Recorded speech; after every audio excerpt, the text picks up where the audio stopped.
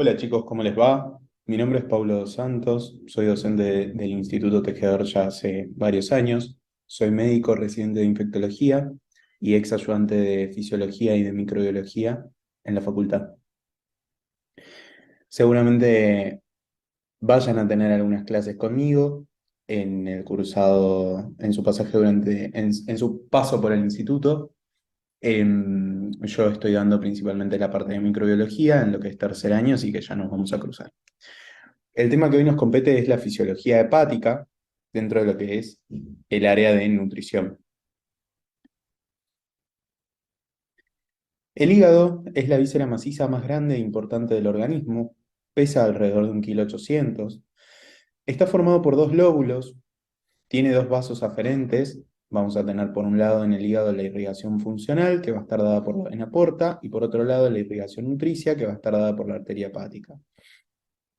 Es decir, que la arteria hepática va a aportar al hígado la sangre oxigenada a través de la cual van a llegar todos los nutrientes necesarios para que las células hepáticas funcionen. Y por otro lado, a través de la vena porta, al hígado le va a llegar toda la sangre proveniente de lo que es la circulación entérica. Los vasos eferentes son las venas suprahepáticas que desembocan en la vena cava inferior. La ubicación del hígado es estratégica en nuestro organismo debido a que se encuentra justamente entre lo que viene a través del intestino desde el exterior y la circulación general dada por el sistema cava. El lobulillo hepático es la unidad funcional del hígado. Como ya sabrán, el lobulillo hepático, si nosotros lo pudiéramos visualizar, como lo vemos acá en este pequeño gráfico, vamos a ver que los límites del conducto, perdón, del lobulillo hepático van a estar dados por, en cada uno de sus extremos, una rama pequeña de la arteria hepática, una rama pequeña de la vena porta y un pequeño conductillo biliar. Y en el centro del lobulillo vamos a encontrar a la vena centrolobulillar. Bueno, vamos a meternos de lleno en lo que son las funciones del hígado, que es lo que venimos a charlar en esta clase. Las grandes funciones del hígado son el almacenamiento, las funciones metabólicas, la detoxificación, la inmunidad y la secreción biliar. En cuanto al almacenamiento, el hígado se va a encargar de almacenar hierro, cobre, lípidos, grasas, hidratos de carbono y diferentes vitaminas. El 35% del hierro corporal total se va a encontrar en el hígado dentro de las células macrofágicas de Kupfer, en forma de ferritina. Recuerden que la ferritina es el depósito de hierro a nivel intracelular. Y es muy importante que puedan ya ir haciendo la correlación clínica, porque la ferritina es una hormona que se solicita para saber en una persona anémica cómo están los depósitos de hierro. Perdón, no es una hormona, es una proteína, perdón. En forma secundaria, como hemosiderina. ¿Qué quiere decir esto? Que cuando ya tenemos demasiada cantidad de ferritina, se terminan formando estas moléculas que son de mayor tamaño que la ferritina, que se conoce como hemosiderina. Y de ahí que vamos a tener una enfermedad por depósito de hierro que se llama hemosiderosis. También dentro del hígado vamos a encontrar del 50 al 90% de los depósitos de vitamina B12. Esta vitamina se encarga de múltiples procesos metabólicos y de la síntesis de ácidos nucleicos. En cuanto al metabolismo de los azúcares o hidratos de carbono, el hígado va a retener los azúcares procedentes de la alimentación y va a transformar la glucosa en glucógeno para almacenarla en el interior del hepatocito mediante un proceso bien conocido como glucogenogénesis. Bien conocido digo porque en el área de nutrición, en bioquímica van a tener que estudiarlo muy bien. En ausencia de glucosa, el hígado es capaz de transformar aminoácidos y lípidos en esta, mediante un proceso conocido como gluconeogénesis. También el hígado va a poder despolimerizar el glucógeno en glucosa mediante un proceso conocido como glucogenólisis. Y por último puede transformar la glucosa en piruvato mediante la glucólisis para ser utilizado en otras vías metabólicas. La glucosa ingresa al hígado por un transportador independiente de las condiciones metabólicas, que se conoce como GLUT2, es decir, que independientemente de si comí mucho, o si comí poco, si estoy en ayunas o si estoy postprandial, al hígado el azúcar le tiene que llegar.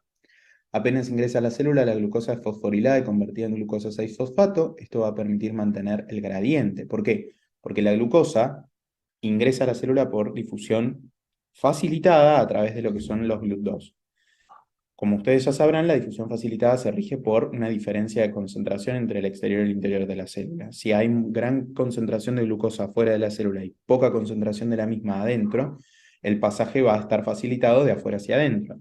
En cambio, si llega un punto en el cual tengo tanta glucosa adentro que supera a la concentración que existe en el medio extracelular, esa difusión facilitada ya no va a ser factible. Entonces, para eso, una vez que ingresa la glucosa, se fosforila, es decir, se convierte en otro compuesto que claramente no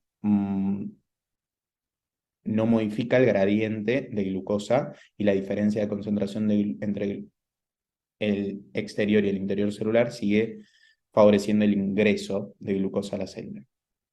Por otro lado, la glucosa 6-fosfato es un punto de intersección de tres vías metabólicas, que son la glucogenogénesis, la glucólisis y el shunt de las pentosas. Como podrán ver acá, este compuesto lo vamos a tener formando parte de estas tres vías que les mencioné. El hígado durante el ayuno va a tener una función que va a ser la de disminución de la disminución de secreción de la insulina va a generar disminución de la captación de glucosa insulino dependiente a nivel del músculo y a nivel de la grasa. El hígado va a contrarrestar esta situación con la glucogenólisis y la gluconeogénesis. Las hormonas participantes en este caso van a ser el glucagón, la hormona de crecimiento, el cortisol y las catecolaminas. Mientras que durante el periodo postprandial, el hígado básicamente va a participar de otra manera. La glucosa de la dieta va a ser usada en un 15% por el músculo y la grasa, el 25% va a pasar al cerebro y al riñón, y el 60% restante va a pasar al hígado, que la va a almacenar en forma de glucógeno. Entonces, claramente, durante el periodo postprandial, la vía metabólica que va a predominar va a ser la glucogenogénesis, y la hormona participante va a ser la insulina. Entonces, como para que ustedes ya vayan integrando las vías metabólicas con todo lo que estudian en fisiología, ¿sí? Que es un poco el objetivo de esta clase. Fíjense cómo la insulina va a ser una hormona que va a estimular la glucogenogénesis, estimulando la síntesis de todas las enzimas que participan de la glucogenogénesis, y a su vez va a inhibir la glucogenólisis y la gluconeogénesis. Porque la insulina es una hormona que lo que va a buscar hacer es disminuir la concentración de glucosa plasmática. Por otro lado, las hormonas que van a actuar durante el ayuno, que son el glucagón, hormona de crecimiento, cortisol y catecolaminas, van a hacer exactamente lo opuesto. Van a estimular la glucogenólisis y la gluconeogénesis, induciendo la síntesis y la expresión de las enzimas participantes de estos dos procesos e inhibiendo a todas las enzimas de la glucogenogénesis. Y otra cosa muy importante que quiero que tengan muy presente de estas dos diapositivas es que fíjense cómo nuestro cuerpo quiere a toda costa evitar una hipoglucemia. ¿Por qué? Porque una hipoglucemia me puede matar muy rápido, ¿sí? Nuestro cerebro muy pocos minutos puede durar sin sustratos metabólicos, y los únicos dos sustratos metabólicos que le sirven a nuestro cerebro son la glucosa o los cuerpos cetónicos. Entonces, una hipoglucemia me puede matar muy rápido, mientras que la hiperglucemia me puede matar, pero no tan rápido, ¿sí? Entonces, fíjense la cantidad de hormonas que tenemos contra la hipoglucemia y cuántas hormonas tenemos contra la hiperglucemia, una sola. ¿Mm? En cuanto al metabolismo de los lípidos, el hígado va a sintetizar las proteínas en las cuales los lípidos van a ser transferidos desde las distintas localizaciones, que se llaman apolipoproteínas. Estas, junto a los lípidos, van a constituir las lipoproteínas circulantes, que van a ser la LDL y la HDL. El hígado va a poseer además receptores celulares de superficie para lipoproteínas y va a modular sus niveles circulantes. Las grasas ingeridas, que son principalmente los triglicéridos, esa es una pregunta de examen, ¿cuál es la principal grasa que se encuentra en la dieta? Los triglicéridos. Hidrolizada en la luz intestinal mediante la lipasa pancreática, solubilizada en medio acuoso intestinal, en lo que se conocen como micelas, formadas por las sales biliares, de ahí las importancias de las sales biliares para la absorción de las grasas, ¿no? Una vez en estas micelas, las grasas van a poder ser absorbidas por la mucosa intestinal, se van a transformar en triglicéridos y se transportan por linfa en lo que son los kilomicrones. Los triglicéridos se van a formar en el hígado por esterificación de ácidos grasos libres provenientes de tejidos periféricos o bien a partir de ácidos grasos que sintetiza el hepatocito. Estos triglicéridos pasan al plasma junto con colesterol y fosfolípidos bajo la forma de lipoproteínas de muy baja densidad o VLDL, Very Low Density Lipoproteins. Y eso es más o menos el camino que recorren los lípidos desde que son absorbidos en el intestino hasta que llegan al hígado y demás.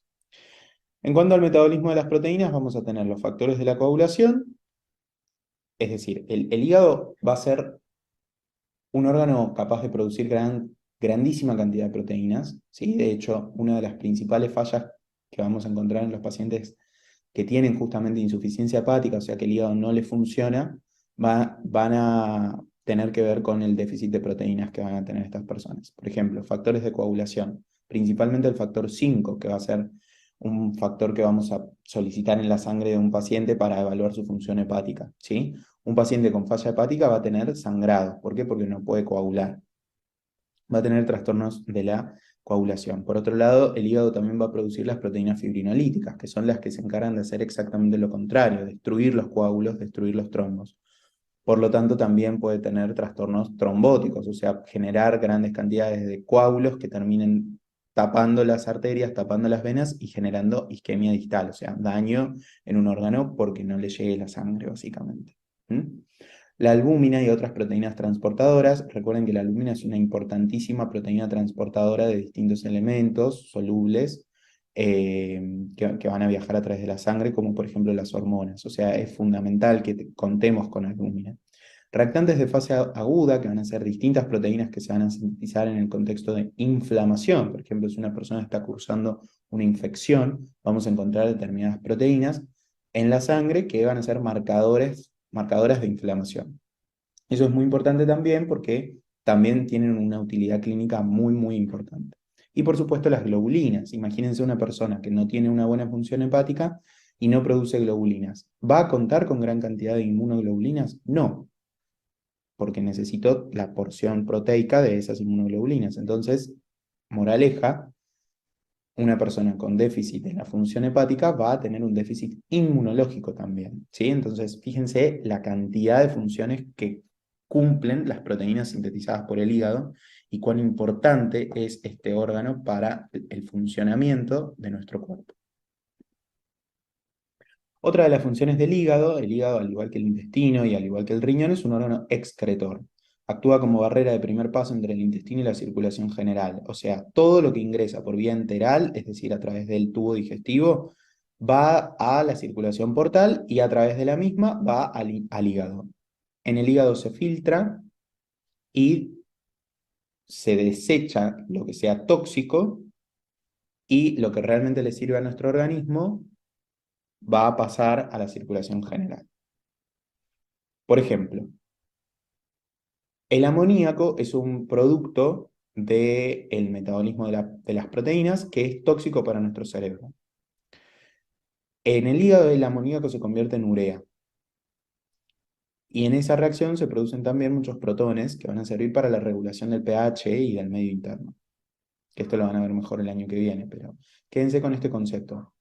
En las personas que no tienen un buen funcionamiento hepático, este amoníaco que es producido por, insisto, el catabolismo de las proteínas en nuestro cuerpo, se acumula y es tóxico para el cerebro. Entonces, esa es la base de lo que se conoce como encefalopatía hepática, es decir, un daño encefálico debido en este caso, a un producto tóxico producido por nuestro organismo, ¿sí? Que en ese caso no se estaría eliminando de forma correcta porque no hay una correcta función hepática. De la misma manera, el hígado también se va a encargar de filtrar y excretar fármacos, tóxicos, etc.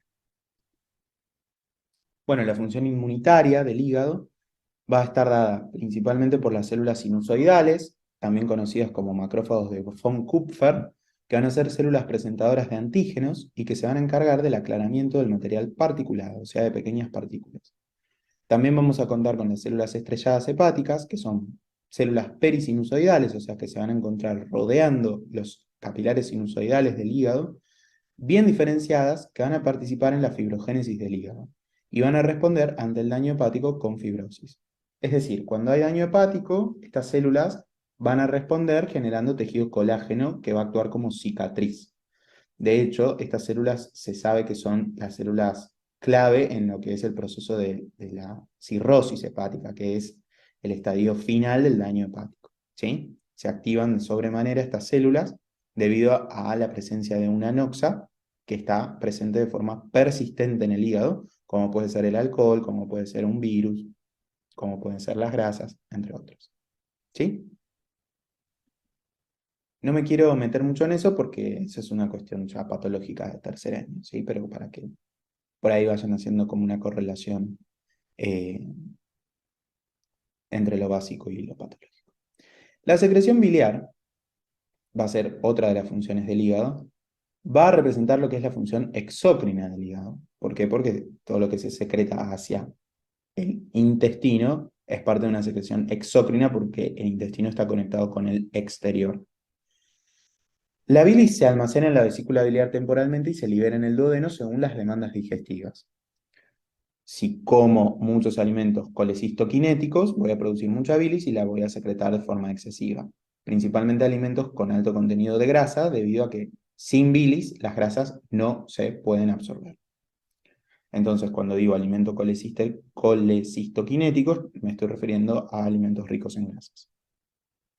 La composición de la bilis va a estar dada por un agua en un 80% y en un 20% solutos, donde vamos a encontrar proteínas, electrolitos, ácidos biliares, colesterol, lecitina y pigmentos biliares. La bilis primaria va a ser una solución isotónica con respecto al plasma con una composición de cationes similar. Esta secreción va a ser estimulada por la colecistoquinina.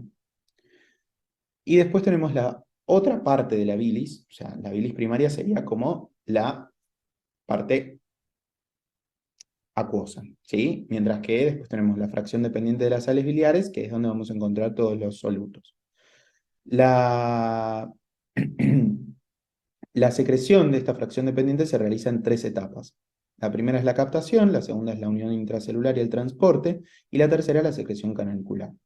No hace falta que profundice en cada uno de estos procesos, simplemente saber que hay enzimas participantes de cada uno de ellos y que cuando existe un déficit enzimático de alguna de ellas, eso va a determinar distintos trastornos, ¿sí? En lo que es la síntesis de las sales biliares. La composición de la bilis va a estar constituida por ácidos biliares, cólico y queno desoxicólico en una relación 2:1.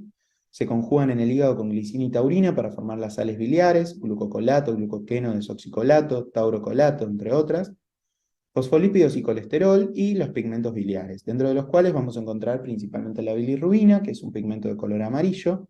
El 85% de la bilirrubina proviene de la destrucción de los glóbulos rojos circulantes, el 15% restante de los glóbulos rojos que están dentro de la médula y que no alcanzan la circulación general y que se destruyen de manera prematura. ¿Sí? O sea, los eritrocitos inmaduros. ¿Sí? Moraleja, ¿cuál es el principal origen de la bilirrubina? La hemólisis, es decir, la destrucción de los glóbulos rojos.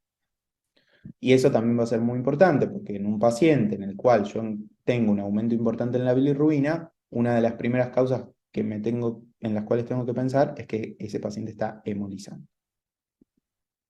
Funciones de la secreción biliar: digestión, secreción de sales biliares, activación de lipasa y micelas, porque acuérdense que las enzimas producidas por el páncreas, muchas de ellas se van a activar recién al contactar con la bilis o en lo que sería la mucosa digestiva, ¿sí? Porque se liberan como proenzimas, no como enzimas ya activadas, porque si no destruirían todo el páncreas antes de salir. que eso es básicamente la fisiopatología de la pancreatitis, ¿sí? Y el equilibrio iónico duodenal.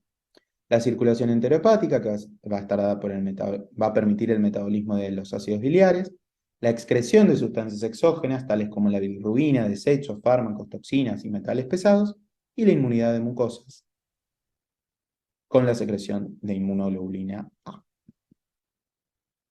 ¿Qué tipos de bilirrubina conocemos? La bilirrubina directa y la bilirrubina indirecta. La bilirrubina directa es conjugada. Eso quiere decir que es hidrosoluble, no liposoluble. Esto significa que aparece en la orina, o sea, puede ser filtrada por el riñón, porque es hidrosoluble.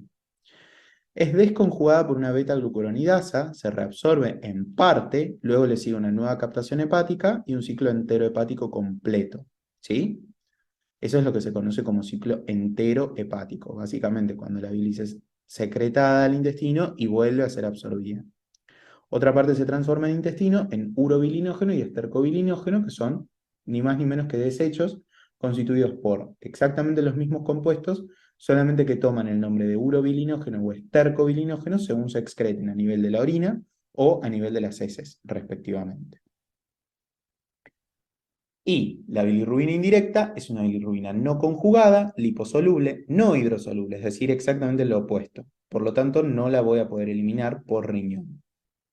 Y ahí les dejé los valores normales. La bilirrubina total, el valor normal es más o menos 1,2 miligramos por decilitro. La bilirrubina directa 0,2 miligramos por decilitro. Y la bilirrubina indirecta 1 miligramo por decilitro serían más o menos los valores normales. Es decir, que siempre va a haber normalmente mayor cantidad de bilirrubina indirecta que directa. Bueno, chicos, por ahora eso es todo. Espero que esta clase sobre fisiología hepática les haya servido y cualquier consulta que tengan. Mi mail es pauloe2sa@hotmail.com. Me pueden contactar también por Facebook o pedirle al pollo mi contacto. Les mando un saludo a todos.